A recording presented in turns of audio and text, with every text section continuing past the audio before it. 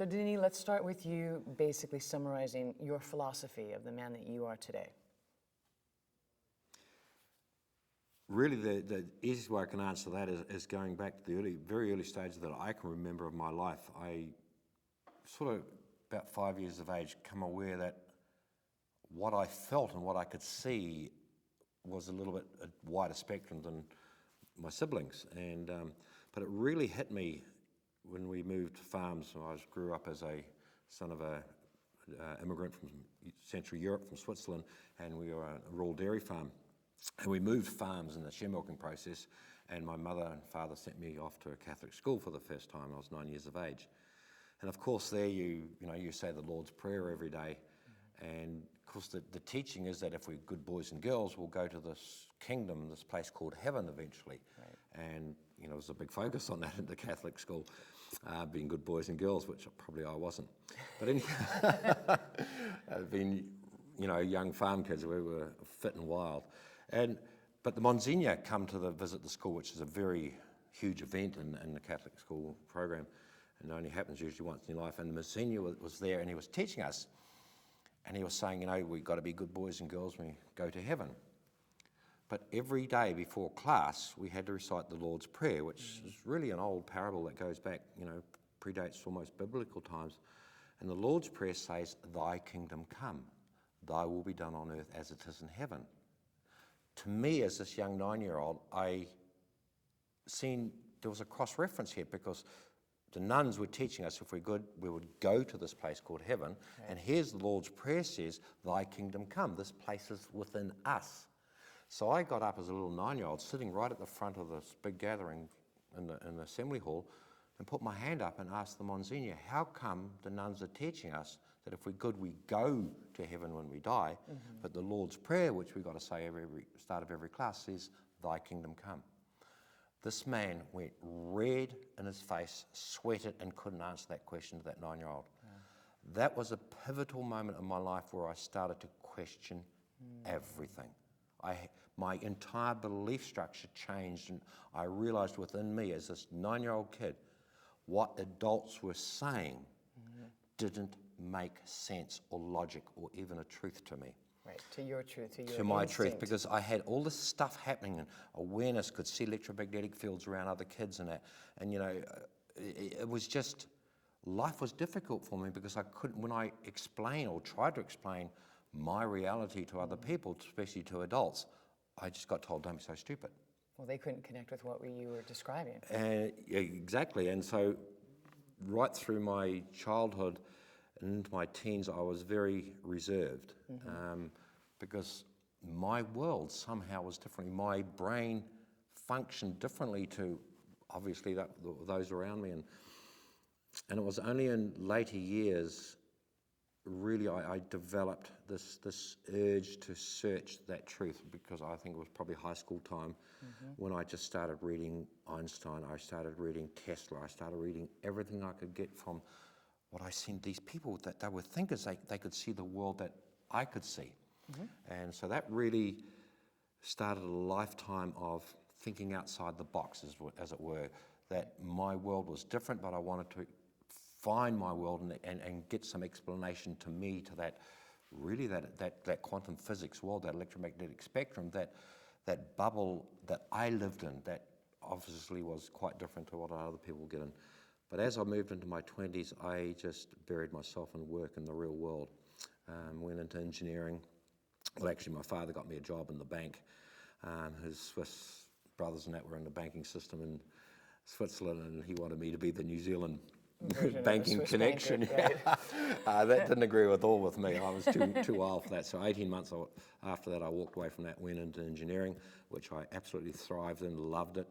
And here you could take molten metal and you could put a little bit of this and a little bit of that, and it changed the molecular structure totally. That world made sense to me, because really, 1 and 1 do not equal 2 in the quantum physics. 1 and 1 equal 1. It creates a completely separate entity. It interfaces, reacts, and completely differently to the rest of the universe by putting a molecule or two of a molecule of that in.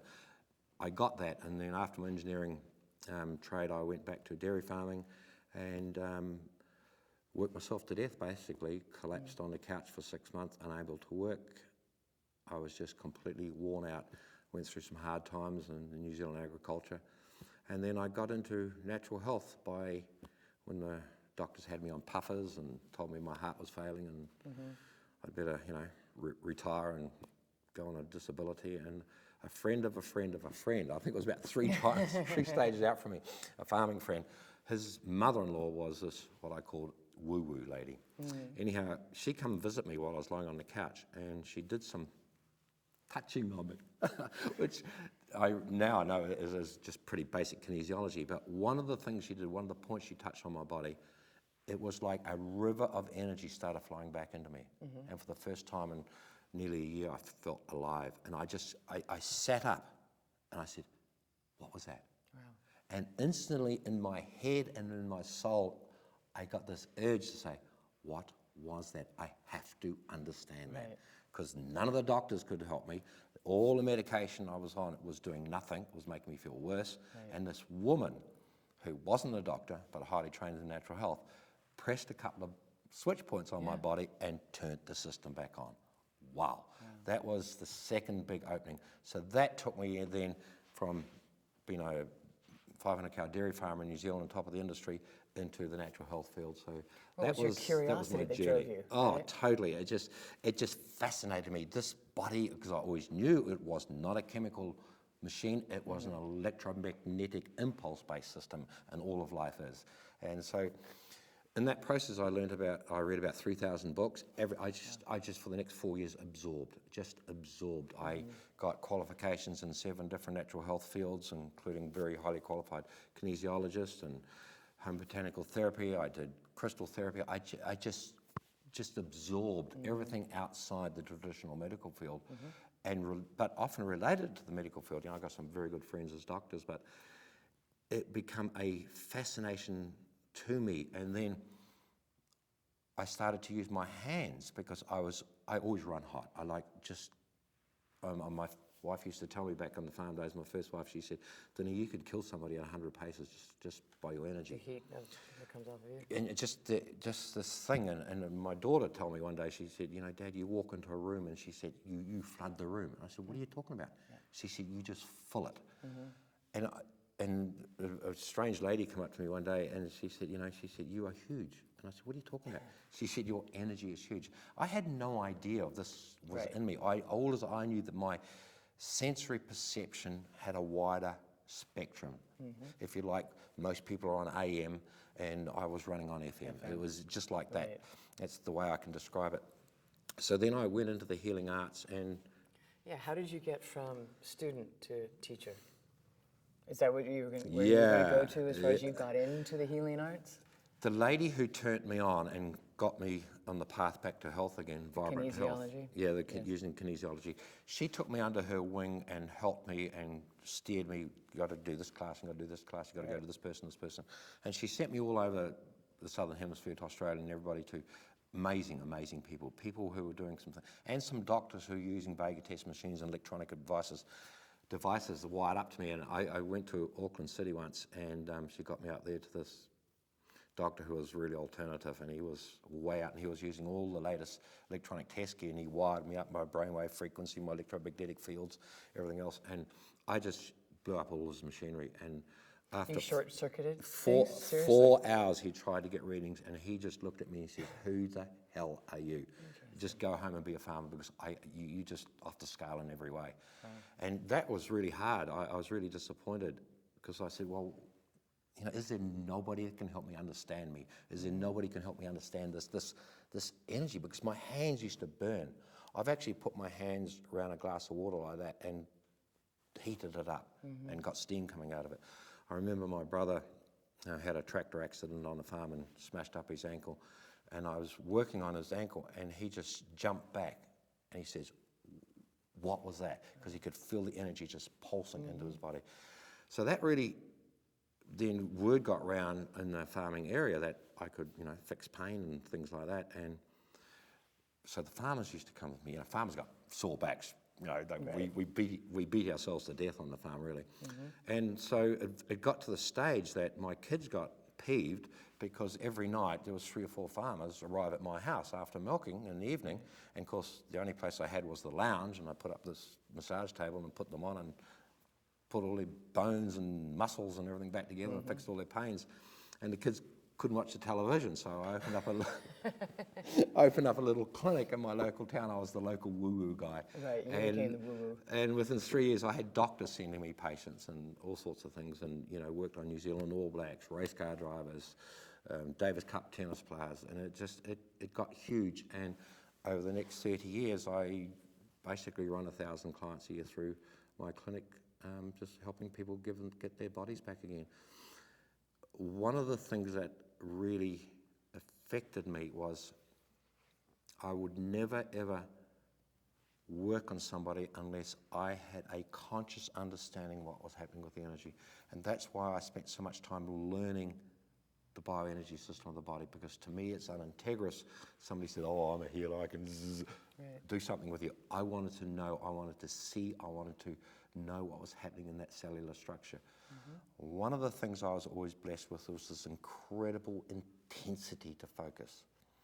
And when you train, and I said in my book, Journey to Truth, that every one of us can become into an enlightened state, but very few of us put the time and effort into refining our consciousness to that point. Correct. Well, I did that for 30 years, basically, just totally focused on building that perception that I was born with naturally. It's a bit like a composer that can bring in a tune and play it. I think I remember you saying that you can actually see the notes that make the music. No, I got a brother-in-law who's a famous composer, and that's how he writes his music. He sees the notes in his head. Well, I see the electromagnetic spectrum, which is the same thing, because the notes is just a frequency of energy. Right. So I just see a different spectrum of that. So when I focus into a body, because the body's electromagnetic field, everything that's ever experienced is contained. It's like a hard drive in a computer. Right. And I can look back in that hard drive and feel it in my consciousness.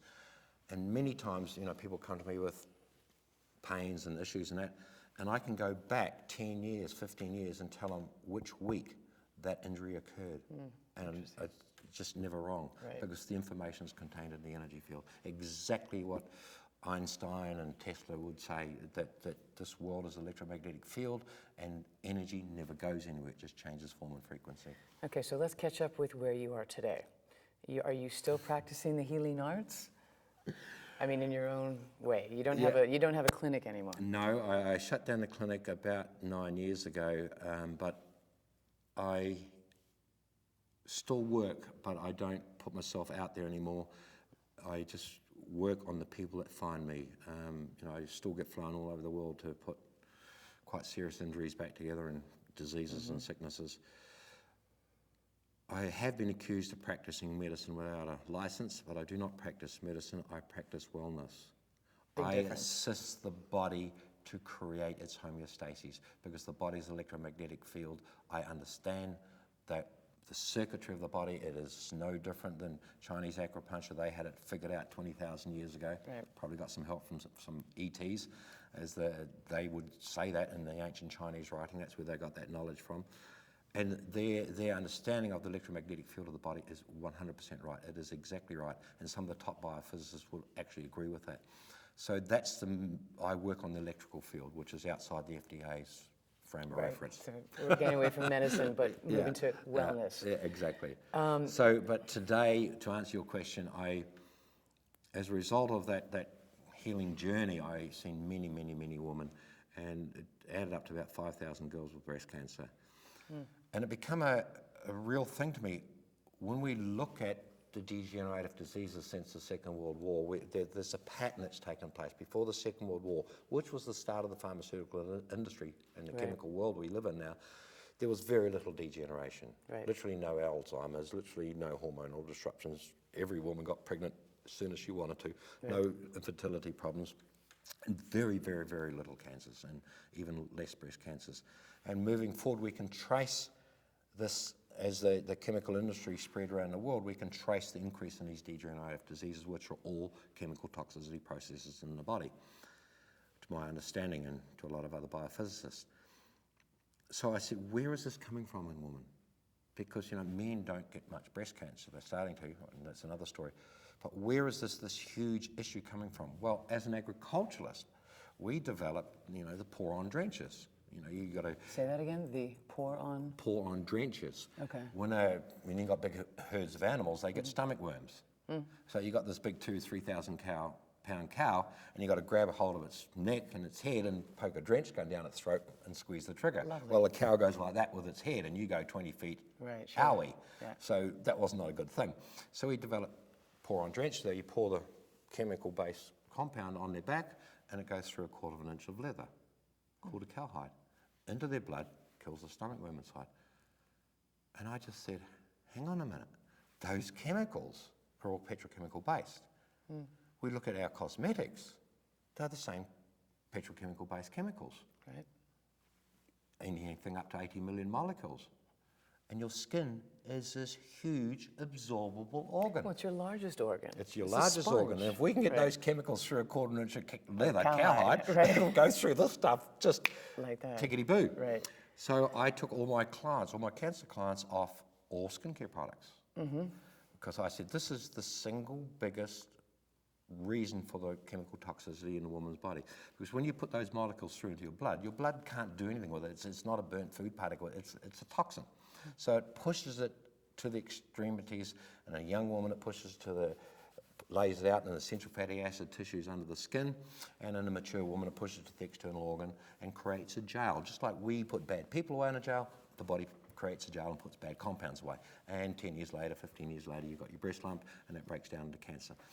So as a result of that, about nearly 9 years ago, a beautiful lady, Barbara from San Diego, dying of stage 4 breast cancer, said to me, she said, Denie, but a lady's allowed to feel that she's beautiful, because I took her off all the skincare products. Right. And it's just the way she said it to me. I said, Barbara, you're right. That's the essence of being a woman. And I never forget this day. It was the third pivotal stage of my life.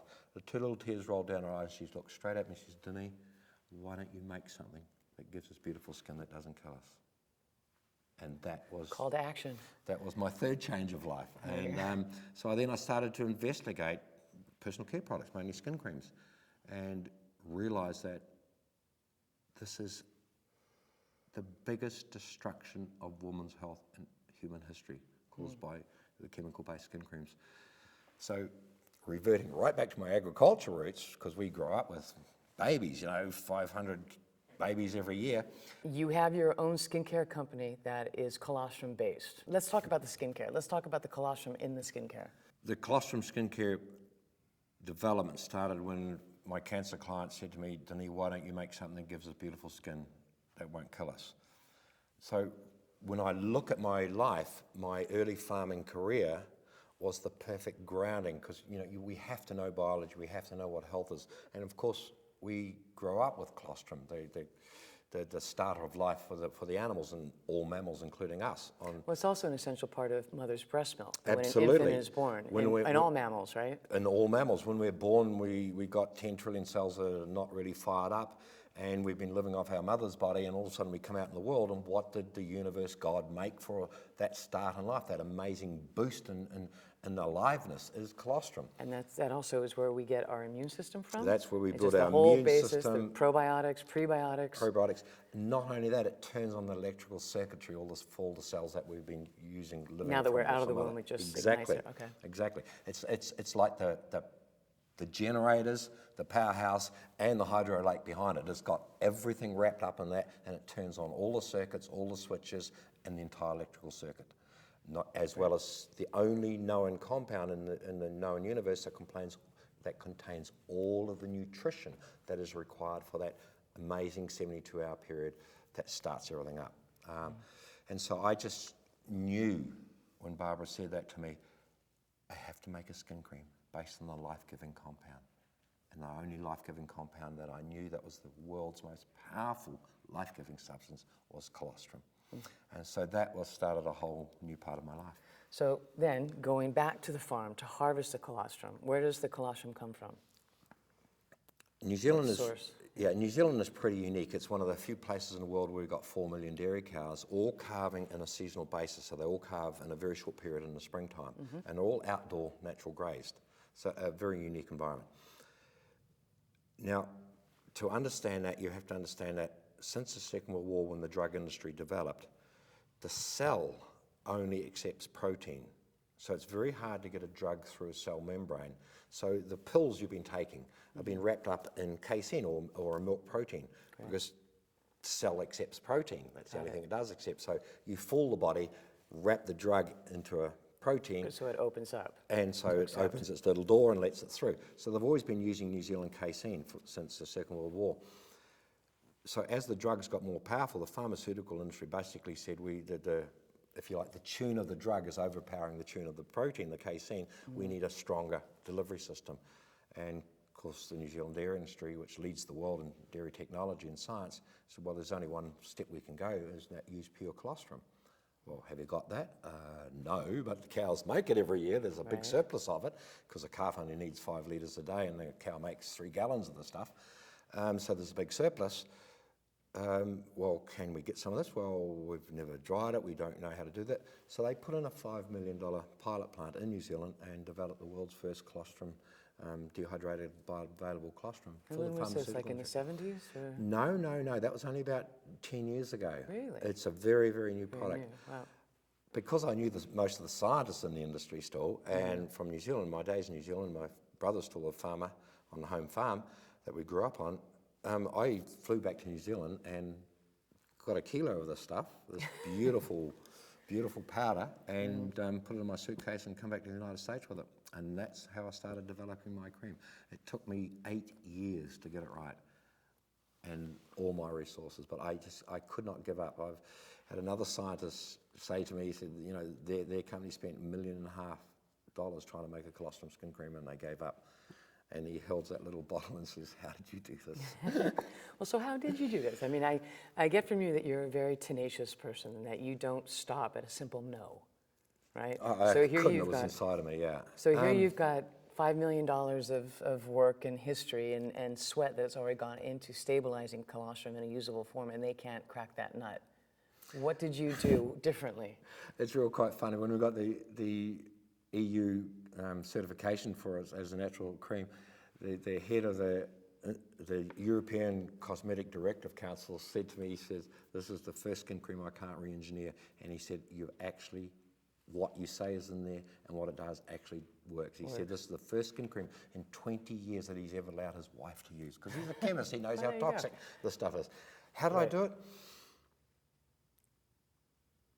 A gift, input from outside of my conscious reality, outside of this world, if you like. But really, the breakthrough was understanding quantum physics and understanding how the zeta potential, the electromagnetic energy field around molecules, fit together or don't fit together. It's really the same process as that a great musician uses, like Mozart. Mozart has got exactly the same 88-key keyboard as any pianist. But tell him to make Mozart with that keyboard. Right. It's not only how you put the notes together to make the symphony, it's the spaces between the notes. Right. I often analyse it like taking a little ditty, harmonious ditty, Mary Had a Little Lamb. It's one whole symphony, if you like. Right. It's like a whole beautiful organic orange.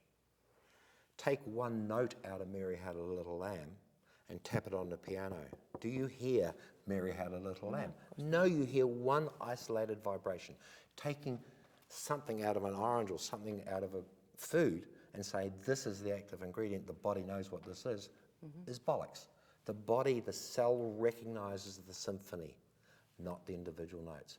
Now, another analogy how I made this cream and to make it work and to stabilize and make it so amazingly effective.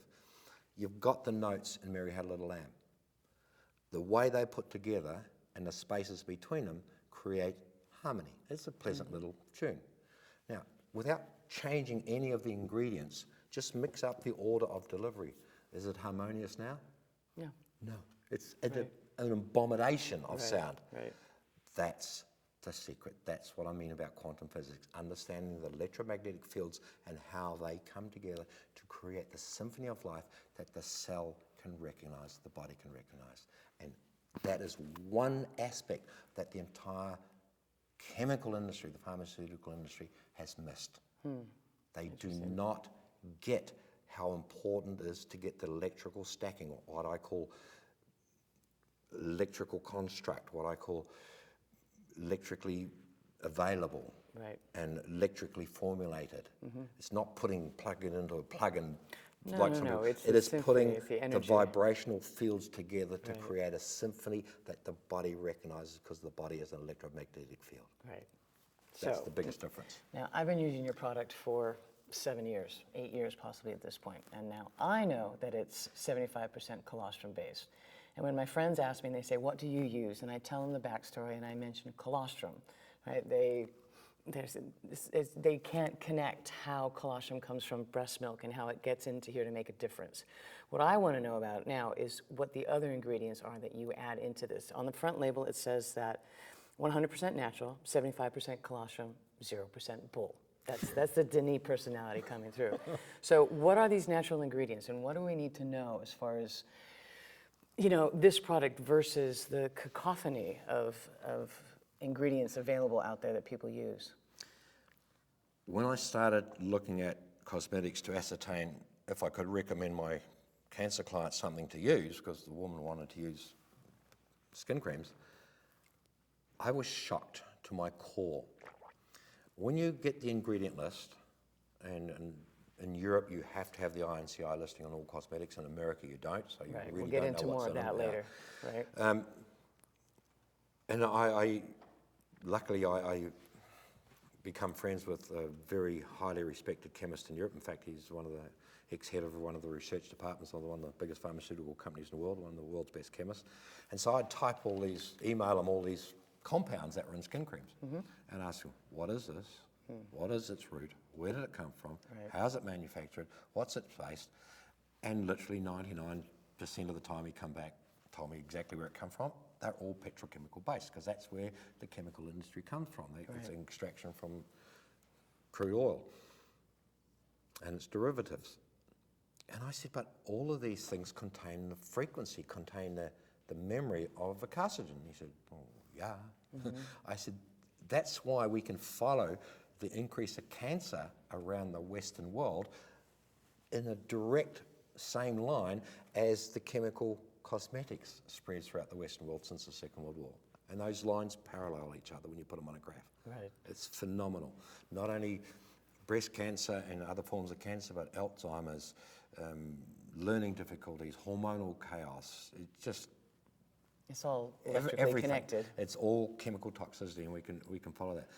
But really, how I got colostrum in, because colostrum doesn't really go through a cell membrane. It's too big a molecular structure. So what we did is I did a lot of research and got all the cold pressed botanical oils and some animal oils, emu and colostrum oil too, and put them together in a way that creates a symphony of life as a delivery system. It's a little bit like people in the natural industry now, and a lot of doctors know how effective DMSO is of transdermaling the cells. And I looked at the old cultures, the ancient cultures from the Zulu, the cattle herders from Africa, the Australian Aborigines who've got a 400,000 year history of life, and figured out how they did it, and looked and read all their old legends and their old healing methods. I came to America, I spent time in Hopi land and befriended a Hopi lady and talked for hours and hours and hours of their old history, not what they do nowadays, but their old history. The old traditions, Traditions and everything else. The elixirs. Yeah, as I said, you've got to put so much time. I left the farm, sold the farm, I put a backpack on my back and $5,000 in my pocket and just went on this voyage of discovery for me. How does things work? How do the old cultures function? How did they stay alive and healthy? Because a lot of them were healthier than us. Yes, they died of other things and a lot of birth problems and that, and the mothers dying, so it kept the length of life down. But degenerative diseases we're suffering today, they didn't have. They didn't. And they could fix a huge amount of things. And of course, the Chinese go back 20,000 years. So I absorbed all of that and figured out that if I use this specific oil and put it into this cream in this order, The symphony the again. symphony, creating the symphony and the spaces between it. And I often say to women, when I speak to a women's group, and they get it when I say, you know the cake you loved that your grandmother made? Yes. But she was real secret about it. She wouldn't give you the recipe, Right. because it was her secret. Right. And everybody loved it so much. Finally, she gave you the recipe. You went out, proud as punch. Bought all you the bought all the ingredients, ingredients. right. You weighed them out exactly, but what your grandmother didn't give you, how to put it together. So you just got all the ingredients, the exact same ingredients as your grandma, exact same ratio of ingredients, and you threw them all in the bowl at once. Yeah. Just poked it in the oven. Your cake was a total failure. It's I know not, that cake. And so many people pick up cosmetics and read the ingredients. And I said, that's not even half the story. Right. It's how they put together. You got to Right. mix this with this, Right. leave it that long, mix that with that, and you make that symphony Right. of life. All right, so you've brought us to a very integral part of our conversation here, and that is reading a label, interpreting the information that the cosmetic industry actually puts out on their product. I can pick up any number of products that actually, are available. Getting accosted in the malls, and they're trying to sell you a $400 jar of eternity, right? And they say on the front, it says organic innovation. The sales girl also repeatedly included the word collagen, absorbed in through your skin. Now, I know, just because I'm curious, maybe not as curious as you are, but I know that collagen has a very difficult time after it's absorbed, actually staying in the skin and contributing anything beyond its initial absorption. But looking at these ingredients, I mean, I was a kid. In the shower, I would read, this is in the 70s, right? The list of labels on my shampoo bottle were this big, and I could read them, right? Now the list takes up this much real estate. Yep. I need glasses and a magnifying glass to see them. So how do we navigate through this stuff, right? Mineral oil, Which is Capricil- refined engine oil. which is refined engine oil, which is Still petroleum-based, with the right? electromagnetic field of carcinogenic, Right, yes. and so we slather this stuff onto our skin, and our largest organ immediately, does it recognize it? No. No. It's a total 100% carcinogen. And then in what other does it words, do the with that? body totally rejects it. Once it's absorbed through your skin, it's in your blood. In fact, your skin is a bigger absorbing organ than your stomach. Right. It's easier to get things through your skin than taking a pill and getting the drugs through your Right. stomach lining. Right. That's why nicotine patches work, hormonal patches Castor work, oil packs work, pain right? patches work, because the skin just Sucks it all right in. and it goes directly into your blood. Right. So if the Perfect body delivery can't system. use, if the body can't use the petroleum-based product and it's in your blood, what happens to it? We as society take bad people, make a jail, and put them in jail. Right. We isolate them in a small place. Contained environment. Exactly what the body does. It takes those molecules and makes a pathway in a mature woman, a mature person, to the external organ. And in a woman, the breast is a lovely fatty tissue, and it makes a jail in there. Molecule by molecule goes into that jail. Now, of course, a molecule is a very small thing, and the average skincare protocol for a Western woman is putting on about 80 million molecules of death into their blood a day. So the body takes that out and puts it in that little jail. 10, 15 years later, I've got a little lump that's Right, a little so bit just reactive. accumulated. It's accumulated. Yeah. It's made a jail, and it's put them It's a in the same place. repository. It's a depository. Right. Yeah.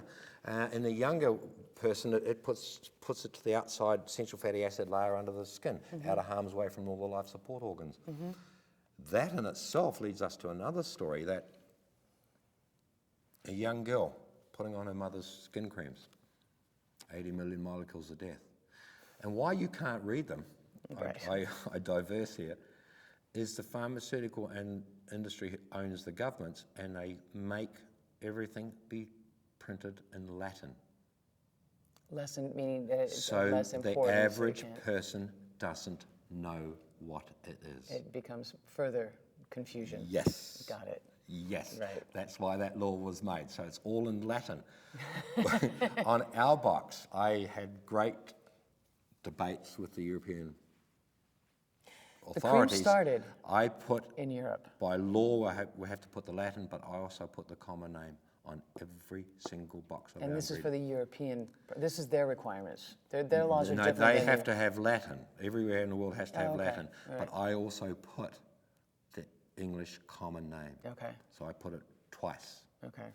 That's one of the things that I am so fussed. So when somebody reads my ingredient list, they know what they're reading. Right. It's actually in English. Right, there you go. And it's using the common terminology, not the Latin terminology. All right, well, let's talk about labeling then. The difference between the European unions and then the American. I know we have the FDA to deal with, but the European has their own version of it. But what's the distinct difference? The distinct difference is in Europe, you have to have INCI labeling on cosmetics. That means it's got, sadly it's in Latin,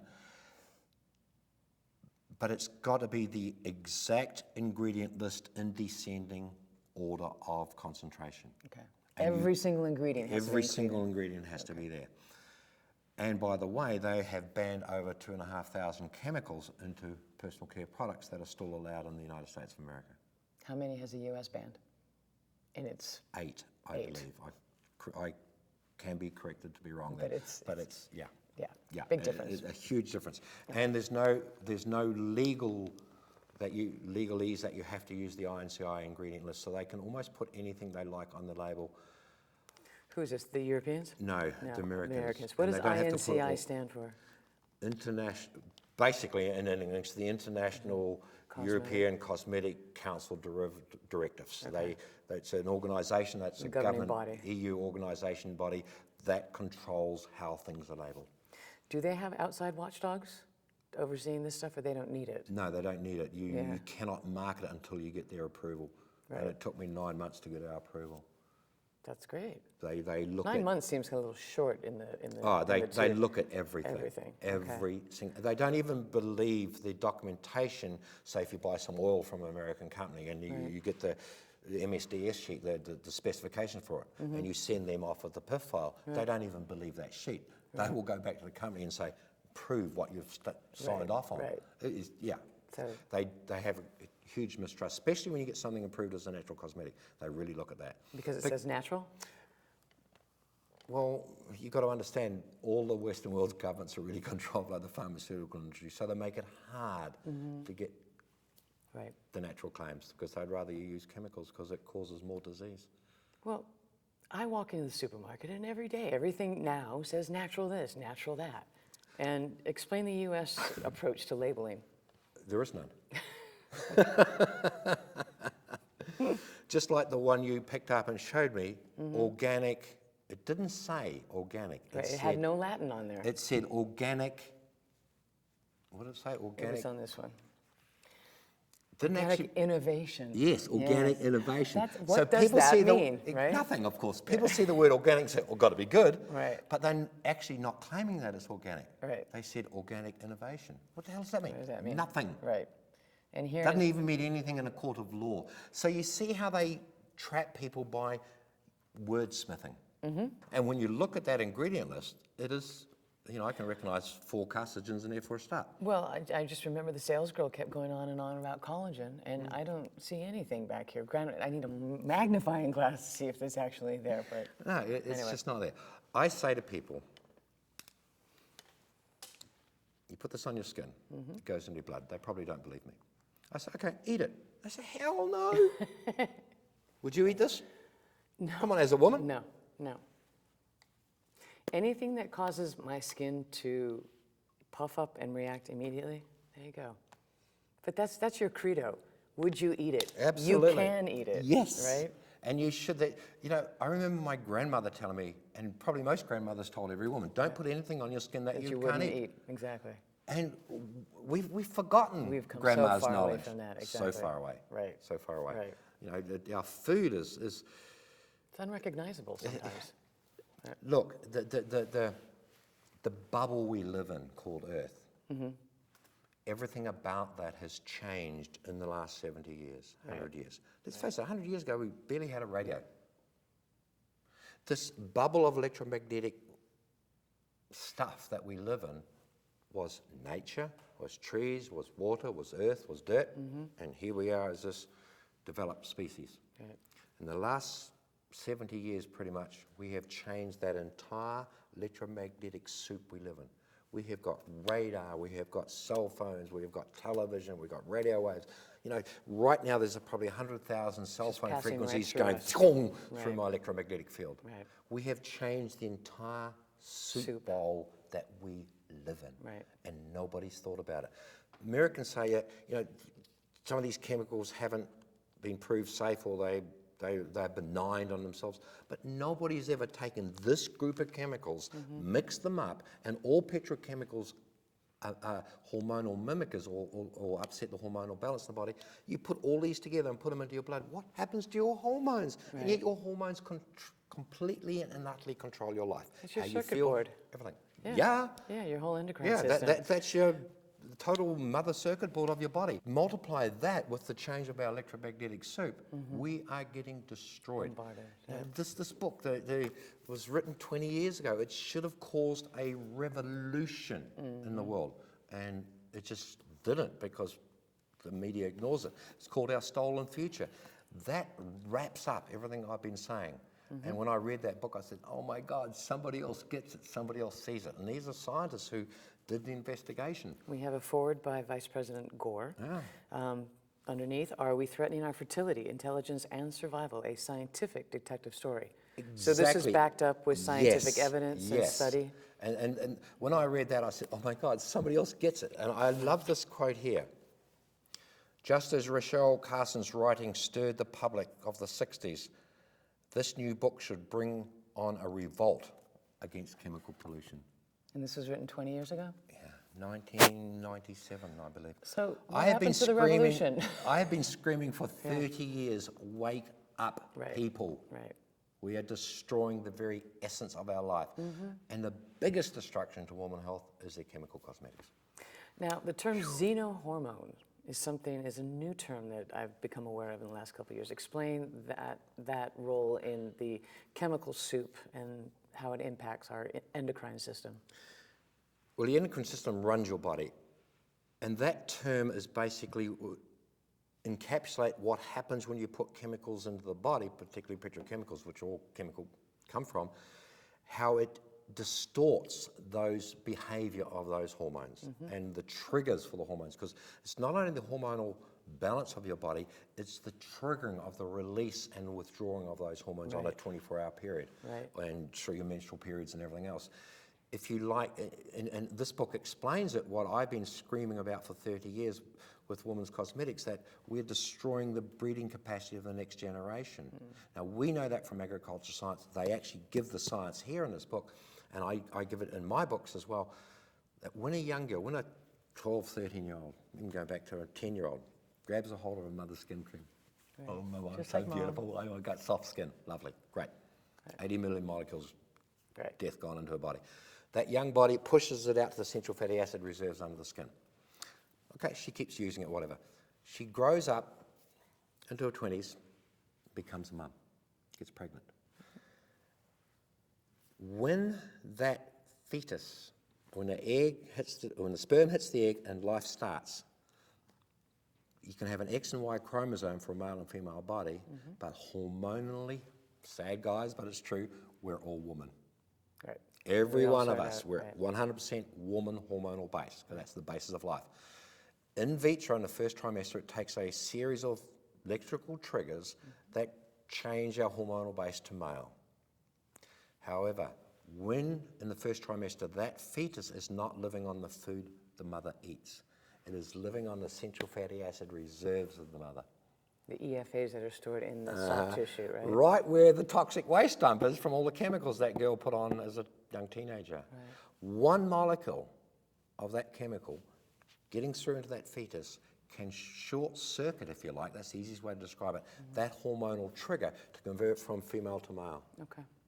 That is why we've had such an increase in homosexuality. It is not a choice, it is hormonal driven. That means the only way that happens, in vitro, their chemical toxic mothers, essential fatty acid reserves, stop the development of the male hormonal base. So the that switchboard, male the grew up in circuit a board. male body with still a predominance of female hormone balance.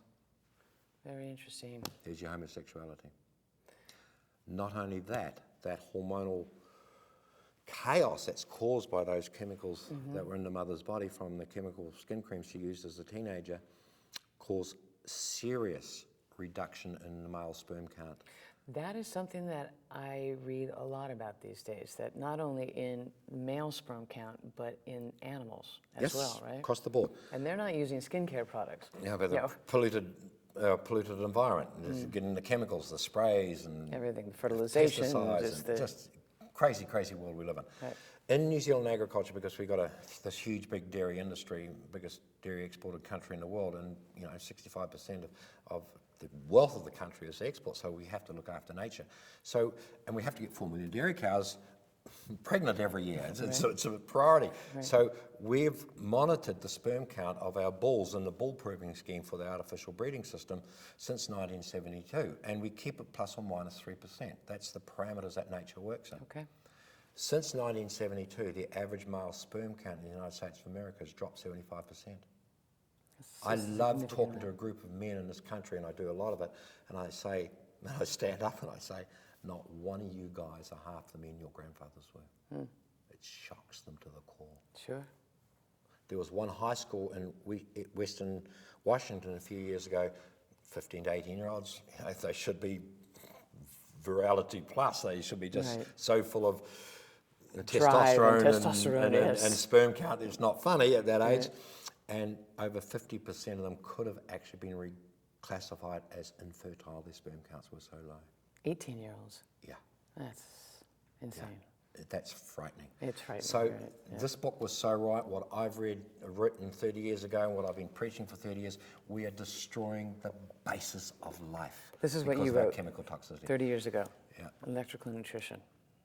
That Did it wake people up? About 20 years ago. Well, I actually published it 20 years ago, or Penguin Putman published it 20 years ago. Right. And I had it written a long time before that. And this documents your discovery or your understanding of the electrical circuitry. How the body works electrically and how that relates to the food, how food becomes us, basically. Right. And how we distort that with chemicals and how the chaos happens from reproductive system to hormonal basis to cancer to 12 yards. I cannot understand how a woman can understand how a hormone patch works. Everybody understands how a nicotine patch works, but they can't join the dots to, what they actually put on the their chemicals skin. here Right. do the same thing.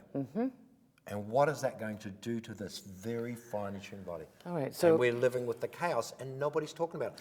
Because you've got to understand, there's a basic tenet that I'm different. I grew up in nature. I grew up in agriculture science. Everything about agriculture in New Zealand with all the animals outside, which you haven't got much control over what they're eating, you have to understand health. Because the only way we make any money as farmers is that cow being so good and feeling good and healthy today that she ate a whole belly full of grass, so tomorrow she can give us a whole lot of milk. Right? If she feels diseased in any way or not feeling good, she'll eat less, therefore produce less. So our whole environment is about health. We know nothing about disease. We can't tolerate that. We go broke. Yet in the human healthcare model, everybody starts making money when you get sick. Your bottom line is affected by the healthiness of your cows. Meanwhile, our medical industry, which is the single biggest industry outside the military in the Western world, its entire profit, its entire reason for being depends on sickness. Wow, do you think you've ever been told the truth how to be healthy? So they've created this huge big propaganda machine, this huge big publicity thing. They control the governments, they advise the health departments, they train the doctors.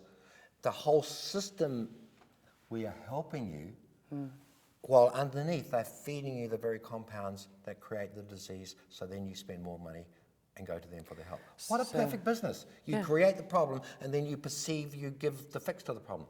Well, you also you create your own watchdog system too. So that you say, well, it has to be approved by the same people, right? So it's and that's a revolving door from the pharmaceutical executives into and out of the FDA. Just go and do your own research, people. It's evil. So then, what is the call to action then, as far as for us as consumers, and how do we navigate, this quagmire of assault? I don't know. I don't know how to get women to understand for goodness Let's sake, say for a mankind. start. Can we say mankind? Mankind. But women are 70% of the producers. 70% And of we- everything that's bought is bought by women. This is true. We are You're in a cash-paying business, and You're we it, are you're it, babes. consumers. You run the Western Right. world's consuming. But it's also the thinking that we're talking about, right? Yeah. So the old man, when she brings something home, read the goddamn label. No. Wait, before you bring it home, don't pay for it and Well, bring you it home and read can't it. read the label in the shop because they make it in Latin and you have no idea what that is. And they make it so small you can't see it. Right. You know, in the EU regulations, the size of the words have to be, there's a minimum set. They have to be legible. Yeah. Yeah. Not in America. No. I mean, my mother used rose water and glycerin. 2 ingredients. Yeah. We got way far away from the farm. Just understand the basic fact. Before you buy anything that you're going to put on your skin, ask the shopkeeper if you like, well, open it up and eat it. Guarantee they won't. Right. So don't buy it. Okay. Grandma was right. Don't put anything on your skin that you wouldn't eat. Right. It's as simple as that. And knowing that this is 80 million molecules of chemicals in here, and they've never been grouped together and tested. Individually, they've never been tested hardly, most of them. Right. Less than 10% have ever been tested individually. And nobody knows what happens when that soup of chemicals goes into your blood, order. what chaos it happens, and the way it's put together. So why would you do that? Right. Just to me, why would you do that? Well, because you're advertising and promotion has said, this is beautiful, you want this, you need this. You know, Hitler proved that propaganda works, and the Western world has made very good use of that knowledge. All right, so this is your latest effort. It's called A Little Book of Wisdom by Denie Hiestand. And let's pull the back cover. From global warming to healthy skincare and everything in between, including alternative approaches to very topical subjects like sunscreen, infertility, candida, fitness, allergies, anti-aging, breast cancer, with an uncommon common sense approach. Give us a little overview of your uncommon common sense. Over the years, I've been invited to write many articles from many magazines around the world pertaining to health and awareness and consciousness and how the universe works. And we had all these articles, and Shelley said to me one day, she said, why don't we put this into an easy read book? And so that's the result of it, the Little Book of Wisdom. What we've done is taken some very hard-hitting but very readable articles that I've written and that have been published in magazines around the world and put them into a booklet so that it's all in one place for people. And I cover a broad spectrum because my life is just not really about healthy skincare, which is my focus at the moment, is to get that out there in the world and get women to understand how dangerous chemical-based skin creams are, but to get them to understand life. Because that's the only way you're going to stop somebody walking into the supermarket and buying some of this. If people don't know, if humanity doesn't understand, what is life? How does life work? What is this thing? Right. You know, we can only experience this world through these bodies. Why do we tolerate, like in the United States of America, over half the population that are obese? Over probably 3/4 of the population have got chemical toxicity. There's nobody. How many people do you know that are brilliantly healthy? Not many. Not even pets. Our pets aren't healthy because anymore. Because we feed them the same way as we feed. We never used to have a dog sick on the farm and it just ate raw meat every day and nothing else. Now you've got to give it all these hard foods made out of grain and everything else, and the cats and dogs are getting cancer. Crazy. So the only way you can change the thought process of people is to give them some basic knowledge in a succinct, absorbable manner. And that's probably one of my things. I tend to hit them too hard, and I've got to work backwards and say, rather than say, that stuff is going to kill you, and say, do you really understand what you're doing? How is this activating in your body? What mechanism is taking place? When they get that knowledge, they can join the dots. And then people can, thy kingdom come. Take back their power to be their own God and goddesses, to be not under the thumb, not living in a delusion. I know it's a strange thing to say, but I wrote something that even I like. That's good to hear. That I actually like it so much I put it up on the wall of my office. And it says, there is no freedom, there cannot be democracy, and there is no humanity when the masses are living a delusional life based on an illusion created by the few. There you go. Democracy. Few. Got it. You understand? We do not live in a democracy in the United States of America. It is probably one of the most unfree places that I've ever lived in and worked. But you ask the average man on the street, they're going to think that they live, I mean, compared to the rest of the world, they think that we're living a good, free life. Because our media here in the United States of America is an abomination. There is not a news channel, and Fox is the worst. There is not a news channel that give people the truth, the actual process, what's taking place, whether it be health or government or processes or just functioning in a society. It doesn't exist. It's just people yelling at each other.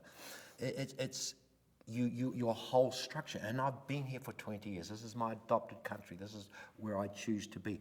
But in the 20 years I've been here, I've seen the total degradation of the consciousness of the society. Right. I noticed that. Everybody has lost their thy kingdom come. There is no humanity left. There is no truth left. There's no honesty left. My God, you've got a system called the FDA that raids natural health people who are helping people get their health back. Right. Or want to return to the farm. How can you have a free society when that happens? Right. They're not doctors, they're not practicing medicine, they're just saying, hey, this is what's going on in your body because I understand this, I've got some knowledge, I've informed myself, and here if you work this way, it'll get better, and they do get better, and word gets around, and next minute they get raided by armed people. Right. Are you nuts as a society? Why isn't there a revolt? Just like the authors of Our Stolen Future said, why isn't there a revolt? Just a mass humanity revolt against what is happening right here, right now. Because we are being destroyed. Your life has been taken from you. You have transferred all your manufacturing to every country in the world that can do it cheaper, just for corporate profits. What about the poor people that have lost their jobs? You cannot have a society when the basis of society cannot afford to buy the goods and services that societies make.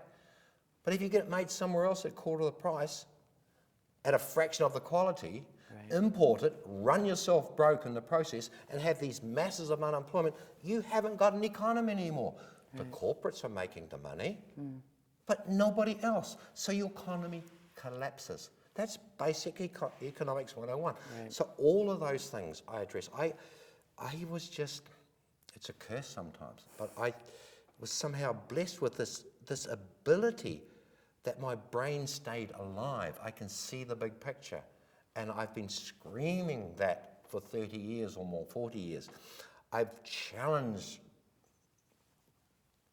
bureaucracy, the status quo, all my life, right from 9-year-olds challenging the Monsignor. Got damn near kicked out of convent school. Oh my God, you can't do that. Especially when you couldn't answer the 9-year-old question. But that essence of thy kingdom come, it is about us. Take back your power. Understand the processes. Look at the simple biological process that this body gives you the experience with. Because none of us get out of here alive. But none of us experience this world except through this body. So it is that temple, it is that heaven, it is that kingdom that we are experiencing in. And we are destroying it for the basic principle of corporate reality and control of mass humanity. Well, I do not agree with that. I would love to start a revolution against the system. A people's revolution of waking up, of thy kingdom come, taking your power back. Thy will be done on earth as it is in heaven. Right now, it's right here. It's our responsibility, individually, to create that place where everybody can be free. Everybody can be healthy. Every mother can love their child. All of society has compassion and feeling for each other. Wouldn't that be nice? Wouldn't that be nice? Yes, it would be. You know, John Lennon said it very well. We all know the words, but it's frustrating for me to live in my body with such a perceptional understanding of things, because you feel so much like a voice in the wilderness. You work so hard to try to educate and get people to see a bigger reality. You know, I want to take people from the narrow spectrum of AM to FM to high frequency to the whole spectrum of Sense around. electromagnetic feeling, perception, so they can be fully empowered beings. But of course, when they're that, you can't control them. And we live in a controlled environment. Oh, so it's the war of the worlds, really. It's a war between the individual empowerment and the control of the government forces. But the government doesn't control this country or any country in the Western world. The pharmaceutical industry does. Period. And that's where we've gone wrong. We've created a electromagnetic and chemical toxic soup that we're all living in that is destroying us. Period. That has to change. And one of the things that I choose when I looked at that whole spectrum of what we eat and how we live and how we're controlled and manipulated, the single biggest cause of that destruction, because I'm an agriculturalist, it's got to start with the mamas, got to start with the woman, is what they put on their skin. And so that's why I spent just my life poured into giving a different choice. Well, I know that my choice, the way that I can vote, that I can personally make a difference, is that I can choose to purchase this product that I can put on my skin, that I know makes a difference. I will not put this stuff on. It's got acrylics in there. I smell acrylics when I walk by the nail salon, and I'm like, and I see those women with the masks on, right? You got to worry, don't you? And I mean, a short little story. We had friends at our house who were going out to the beach, and he sprayed his 8-year-old son with one of these generic, I think it's even called No Brand. And just, I happened to be downwind, and all I smelled were acrylics. We went to the beach where you've got even more wind, right? I still smell acrylics. The next day, after the child has taken a shower, I not only smell acrylic still on his skin, but on the pillow and on the sheets that I wash after they leave. And that scares the world out of me, that this little 8-year-old innocent body is absorbing something through its largest organ. And the children, their skin is twice as absorbable than an adult. I'm saying, Brooke, I get so angry when I go to the beach and I see these mothers spraying and lathering all these chemicals on their little kids. I've got an article in my new book called Sunscreens, The Truth About Sunscreens. Sun on human skin. It's a good thing. Creates vitamin D3. It's the only thing that creates vitamin D3. You know what? The vitamin D3 is the single strongest anti-cancer compound known to science. When it works from the inside, correct? When sun on skin produces vitamin D3, that sun-produced vitamin D3 is the single strongest anti-cancer compound known. That's why they tell you don't get in the sun, so you don't get your D3. So you don't build up your arsenal against cancer. Your arsenal against cancer. Yeah. Exactly. Yeah. Sun has never killed anybody. Sun does not give you skin cancer. It's the chemicals in your skin that give you the skin cancer. Yes. Yeah. You know, what's wrong? You want to be in the sun, but don't get sunburned because that's owie. Put a goddamn T-shirt on. Right. Duh. Get out of the sun. Yeah, you know, 20 minutes, be done. Yeah, exactly. But, you know, us farmers, we live in the sun all our lives in New Zealand. Right. And we've got the lowest level of skin cancer. The city people in Australia that are out of the sun all week and go to the beach and lather all their stuff on, get the highest level of skin cancer. Right. So, just look at the basic biology processes. You know, I have a half an hour a day of sun on 80% of my body every day that is possible for me, and I have done that all my life because it is the biggest anti-cancer compound there is. Sun is important. I get angry when I see mothers pushing their babies and their little ones down the street with their pushchairs and their prams and strollers, you call it nowadays, and they're all covered over. Right. The whole thing is covered over. The kid is in the dark under there. Right. The kid has to have sun. In my mother's day, in the nursing homes, or the birthing homes, they had a sunroom that the babies would wheel out and lie down in the sun because they become healthy. Good benefit. Yes, yes, yes. Today we were shocked to do that. How stupid are we that we don't even understand basic biology of life? Right. Isn't that sad? It is very sad. So we need to, destroy Fox News and destroy the system. Come on, they put food on my table for 2 years. Please, I had a pension. They probably built the roof on my apartment. Please stop. Yeah, and this is the thing. And I talked to a lot of scientists, and I said, you guys know this. Yeah. And they said, yeah, but we'd lose our research grant if we published it. Well, it goes all back to that bottom line again. does. All right, so I know personally that I would like to thank you for illuminating me and hopefully many others that are curious and open-minded such as I am, and also for making such a fabulously wonderful product. My skin eats this up, it drinks it up, and I will eat it. I will try that. And I hope to spread the word, and I'm glad that you're doing what you do. I've often said, and thank you, Brookie, I've often said that this is the hardest thing I've ever done in my life. And even a top research scientist in Europe held this little bottle, exactly the same one, the face cream, and said this is the biggest threat to the pharmaceutical industry I've seen in my lifetime. Wow. Yeah, it's just a different level of thinking, but it is not a new science. Right. I think the encapsulation of my life, my craziness of the way that my brain functions and my spectrum of consciousness, everything that I've done in my life, from my agriculture science, my engineering, my 30 years in natural health, there's not one thing that didn't come into producing this. If I wasn't a farmer, I would have not known about colostrum. I would have not known its power. I've had 30 lambs from my neighbours in the storm, comatose, in my living room in front of the open fire, and we used to just syringe colostrum down their throat. Fantastic. And next minute, an ear would move. Wow. Then another ear, and then a bah! Wow. We'd bring them from comatose, unconscious, back to consciousness from the time you had a cigarette. I used to smoke those days. That's one thing I say to women. I said, your chemical-based skin cream, 1 month of the average use in the Western world's chemical-based skin cream is more toxic than 10 years of heavy smoking. That's a heavy statement. People say, oh, you should stop smoking. I say, do you use chemical skin creams? Right. It's way more dangerous, way more toxic, and it'll kill more women. Right. 1 in 3 in our lifetime are going to get breast cancer.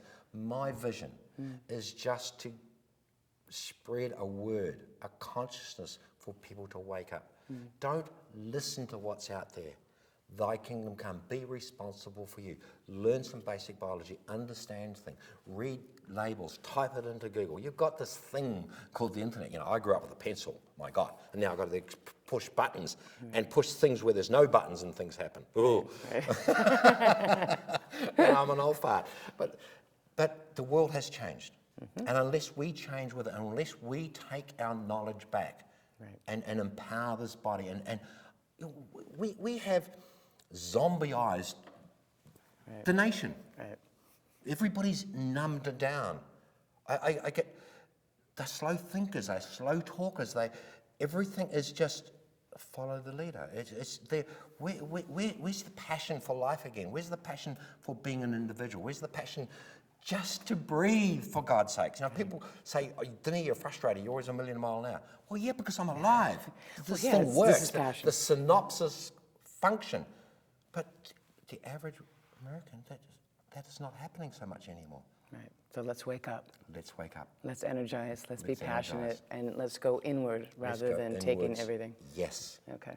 Find your truth and be proud to live that truth.